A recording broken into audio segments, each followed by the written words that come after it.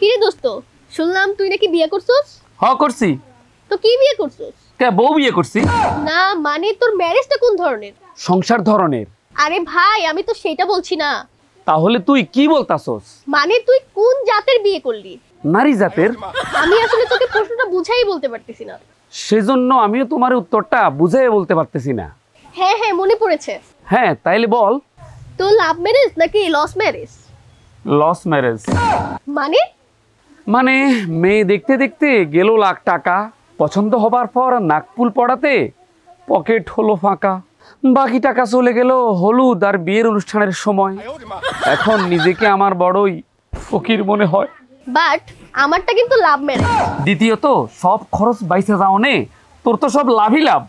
অর্থাৎ arrange marriage যেটা, সেটাই লস ম্যারেজ। সব মিলিয়ে আমারটা হইল লস ম্যারেজ। আর আমারটা হচ্ছে লাভ ম্যারেজ। আপনাদেরটা কি? কমেন্ট করে জানাইয়েন।